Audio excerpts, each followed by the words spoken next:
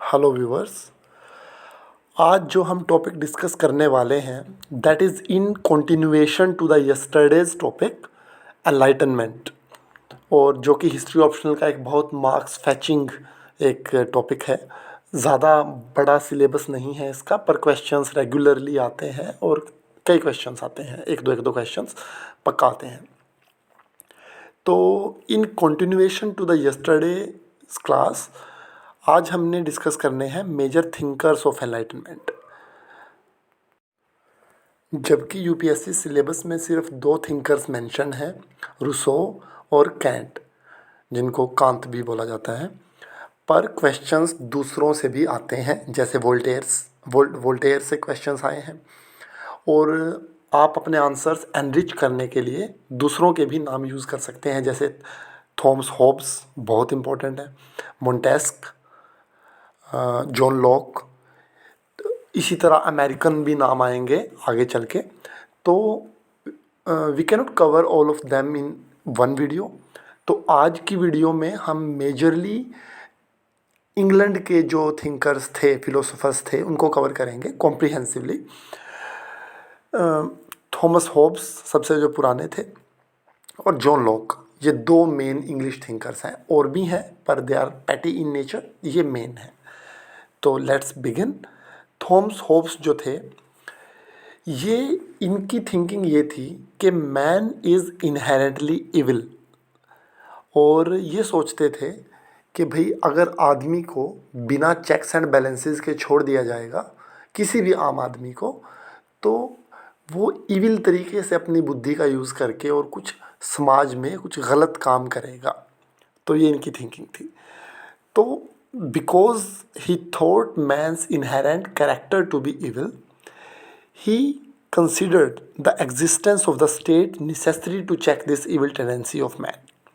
तो उनकी बड़ी फेमस जो उनका वर्क है लेविएथन, उन्होंने सबसे पहले वहाँ पे एक रो फॉर्म में, मतलब एक पोलिश तो इसको थ्योरी को बाद में किया, जॉन लॉक ने किया, रूसो ने किया, पर इन्होंने सोशल कॉन्ट्रैक्ट थ्योरी दी थी अपने वर्क में। और उन्होंने ये बोला था वहाँ पे, एब्सोल्यूट मोनार्की जो होती है उसको इन्होंने जस्टिफाई किया था, और बोला था कि हर स्टेट में मोनार्की होनी चाहिए और एक सिंगल एब्सोल्यूटिस्ट रूलर होना चाहिए। ओलिगार्की या डेमोक्रेसी को ये प्रेफर नहीं करते थे। और इसका कारण इन्होंने ये दिया था, he said that a single ruler will consider his own progress equal to the national progress and hence will strive for the greatest national progress। तो ये लॉजिक था इनका। तो जो स्टेट की ड्यूटी थी वो इन्होंने ये प्रोपाउंड करी थी कि highest duty of the state is to protect its citizens, and if the state fails to do so the citizens are legitimate in shifting their allegiance to another ruler. पर वो क्या मैकेनिज़्म होगा एलिजियंस को shift करने का, वो इन्होंने नहीं बताया था। ये कमज़ोरी थी इनकी उसकी थ्योरीज़ की। रिलीजन को लेके ये काफ़ी स्केप्टिकल थे। इसका मैं ज़रा सा वैल्यू एडिशन आपका ये कर दूं कि रिलीजन को लेके scepticism was a general tendency in the enlightenment era, because as I said in the previous video, जो कि आप जाके देख सकते हैं कल वाली, उसमें ये कहा गया था कि रिलीजन जो है वो हर एक दूसरी चीज़ की तरह इंक्रीजिंग स्क्रूटनी और इंक्वायरी के अंदर डाला गया एनलाइटनमेंट के दौरान। तो स्केप्टिसिज्म तो जनरली रिलीजन का था ही, ऊपर से जो प्रोटेस्टेंट मूवमेंट शुरू हुई थी, और बाद में वक्त के साथ देखा गया कि प्रोटेस्टेंट्स जो थे ज़्यादातर वो यूके इंग्लैंड में एक ज़्यादा पॉपुलराइज हुआ ये जो रिलीजन तो इसको नहीं कह सकते, पर जो सेक्ट है। तो प्रोटेस्टेंट वैसे भी काफ़ी कम रिलीजियस थे, बिकॉज उनका जो प्रोटेस्टेंटिज्म जो था वो अगेंस्ट रोमन कैथोलिक डोगमेटिज्म था। तो उसी रिवायत को आगे चलाते हुए थॉमस हॉब्स भी काफ़ी स्केप्टिकल ऑफ रिलीजन थे, और इन्होंने ये भी कहा कि religion is mostly just a propaganda tool of the state. तो ये थॉमस हॉब्स की लार्जर पिक्चर है। तो हाँ, आप देख सकते हैं कि क्योंकि वो इंसान को इविल समझते थे, तो he represented the pessimistic side of the enlightenment. और वो चाहते थे कि एक एब्सोल्यूटिस्ट जो रूलर हो वो सप्रेस करे ह्यूमन की इविल टेंडेंसी को और समाज में ऑर्डर लेके आए। ओके। उसके बाद John Locke was a very important person because although he was an English man, पर बाद में जॉन लॉक की थिंकिंग से बहुत ज़्यादा प्रभावित हुए वोल्टेयर भी और बाद में रूसो भी। तो इसलिए जॉन लॉक इम्पोर्टेंट है। और कई सारी चीज़ें इंक्लूडिंग रूल ऑफ लॉ और द सोशल कॉन्ट्रैक्ट, इन चीज़ों पे जॉन लॉक ने बहुत काम किया। Okay, I tell you now. तो सबसे पहली बात तो ये कि थॉमस होब्स के टोटल कंट्रास्ट में थॉमस होब्स समझते थे कि इंसान इविल है, पर जॉन लॉक समझते थे कि हर इंसान का जो माइंड है that is a blank slate and he और she may write it as per they wish. और इसमें कोई भी ऐसा नहीं है कि कोई आदमी डेवलप नहीं कर सकता। तो इनकी ये थिंकिंग थी। इन्होंने एक ऐसे कंसर्निंग ह्यूमन अंडरस्टैंडिंग लिखा था जहाँ पे इन्होंने ये बात कही थी। तो you can quote this essay concerning human understanding. तो इनका जो सबसे फेमस वर्क था that was two treatise of government. वहाँ पे इन्होंने जो थॉमस होब्स ने एल्यूड किया था सोशल कॉन्ट्रैक्ट थ्योरी को, इन्होंने उसको प्रॉपरली डेवलप किया और उन्होंने कहा कि people enter in an unspoken social contract with the state wherein the state is put to protect the life, liberty and property of people, and in turn उसके बदले में people surrender some of their rights to the state। तो इन्होंने कहा कि people are sovereign and the state rests upon their consent।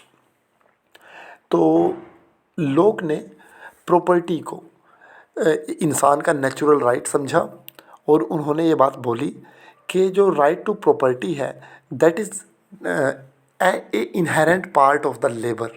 जो हम labour करते हैं उसके बदले में हम प्रॉपर्टी अर्जित करते हैं और स्टेट का सबसे पहला दायित्व है कि सबकी प्रॉपर्टी को प्रोटेक्ट करे। ठीक है। और ये जूरिस्प्रूडेंस बहुत फेमस हुई और चलती रही। ठीक है। लेकिन इसमें बाद में इसमें एक एंगल और निकाला गया।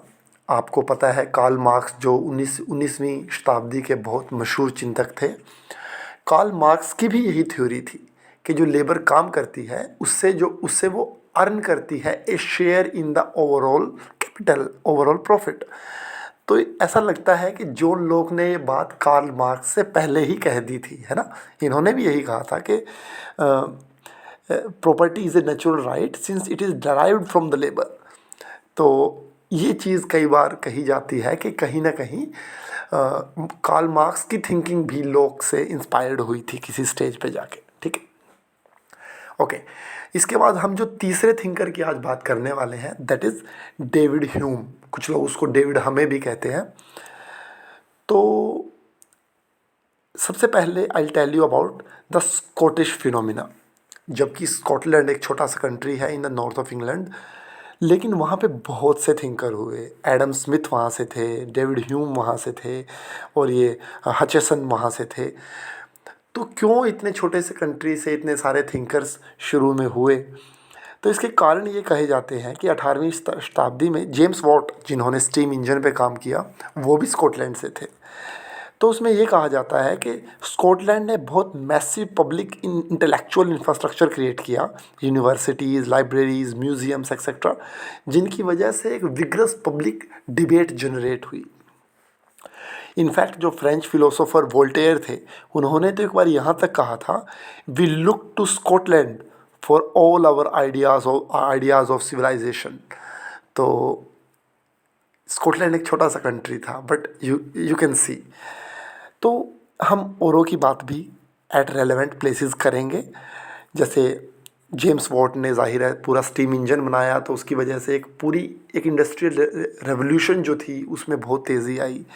एडम स्मिथ ने जो इकोनॉमिक आइडियाज़ को, जो लेसेस फेयर के एक आइडियाज़ थे, जो एक फ्रेंच स्कॉलर के, इन्होंने रिफ़ाइन किया उस आइडिया को, the invisible hand of the market. तो ये जाहिर है पर हिस्ट्री में डायरेक्ट टच नहीं करते, पर इनको सिर्फ एक लिखा जा सकता है एक एक्सप्लेन करने के लिए या अपने पॉइंट को सब्सटेंशिएट करने के लिए। तो आप इनको सिर्फ एज एन एग्जांपल ही याद रखें, ज़्यादा डीप ना जाएं इन्होंने एक्चुअल में क्या किया था, because that is not a part of the history. But there is a person David Hume.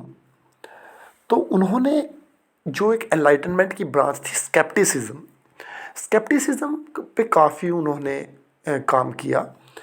उनका एक वर्क था बड़ा famous, a treatise of human nature, एक था an inquiry concerning human understanding. इन दोनों में ही उन्होंने ये व्यू दिया कि जो ह्यूमन अंडरस्टैंडिंग है इसकी लिमिट्स हैं। जितना हम समझते हैं कि हम दुनिया को समझ पाते हैं उतना हम समझ नहीं पाते।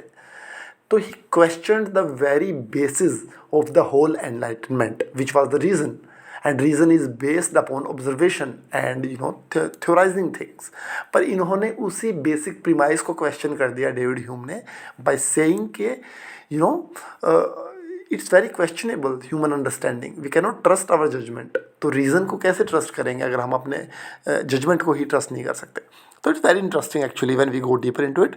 पर for this exam we do not need to go very deep, we can merely remember कि डेविड ह्यूम ने स्केप्टिसिज्म की ब्रांच में वो थे। और बाद में इमैनुअल कैंट जो थे, हम जो पढ़ने वाले हैं, रूसो और कैंट को हम आगे पढ़ेंगे, वो भी कैंट भी स्केप्टिसिज्म में बिलीव करते थे कि देयर इज़ वेरी शेडी कि हम क्या जजमेंट बनाते हैं। तो this is it for today. You can also contact us in case you want to seek one-to-one history optional consultation as well as mentoring. My WhatsApp number has been given in the description below. Thank you.